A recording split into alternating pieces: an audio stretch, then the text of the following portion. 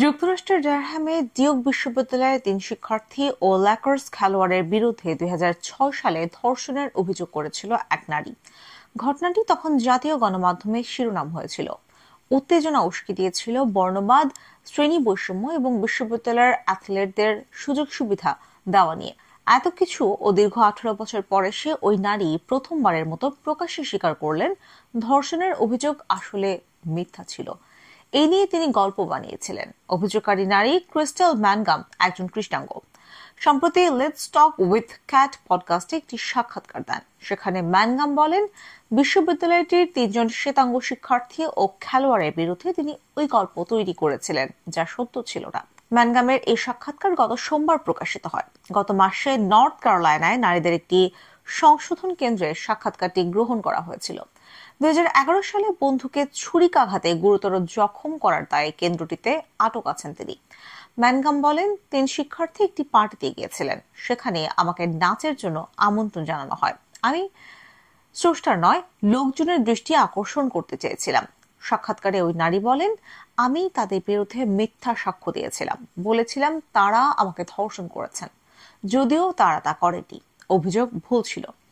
এই সাক্ষাৎকার গত সোমবার প্রকাশিত হয়। গত মাসে নর্থ ক্যারোলাইনায় নারীদের একটি সংশোধন কেন্দ্রে ম্যানগামের এই সাক্ষাৎকারটি গ্রহণ করা হয়েছিল। ২০১১ সালে বন্ধুকে ছুরিকাঘাতে গুরুতর জখম করার ঘটনায় কেন্দ্রটিতে আটক আছেন তিনি। ধর্ষণের অভিযোগ ওঠার পর বিশ্ববিদ্যালয়ের ওই ৩ ছাত্রের বিরুদ্ধে তদন্ত হয়। পরে ২০০৭ সালেই তাদের নির্দোষ বলে রায় দেন আদালত। আমি ৩ শিক্ষার্থীকে জানাতে চাই, আমি তাদের ভালোবাসি এবং আমি যে অভিযোগ করেছি তারা সেটার যোগ্য ছিলেন না। ক্রিস্টাল ম্যানগাম ধর্ষণের অভিযোগ করা নারী ওই ঘটনা নিয়ে নর্থ ক্যারোলাইনা অঙ্গরাজ্যের অ্যাটর্নি জেনারেলের কার্যালয় এই বলে সমাপ্তি টেনেছিল যে অভিযোগকারী নারীকে ধর্ষণের কোনো গ্রহণযোগ্য প্রমাণ পাওয়া যায়নি। তার গল্পের সত্যতার পক্ষে তদন্তে কোনো ডিএনএ সাক্ষী বা অন্য কোনো প্রমাণ পাওয়া যায়নি।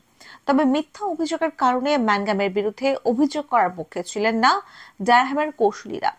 অবশ্য ২০১১ সালে বন্ধুকে ছুরিকাঘাতের ঘটনায় ২০১৩ সালে তার বিরুদ্ধে হত্যা চেষ্টার অভিযোগ আনা হয়। ২০২৬ সালের মধ্যে তিনি মুক্তি পেতে পারেন। ইতিমধ্যে ম্যানগাম সাক্ষাৎকার গ্রহণকারীকে বলেছেন, তার আশা অন্যায়ভাবে অভিযোগের শিকার ৩ শিক্ষার্থী তাকে ক্ষমা করে দেবেন। তিনি বলেন, আমি ৩ শিক্ষার্থীকে জানাতে চাই, আমি তাদের ভালোবাসি এবং যেই অভিযোগ আমি করেছি তাদের বিরুদ্ধে তারা সেটার যোগ্য ছিলেন না।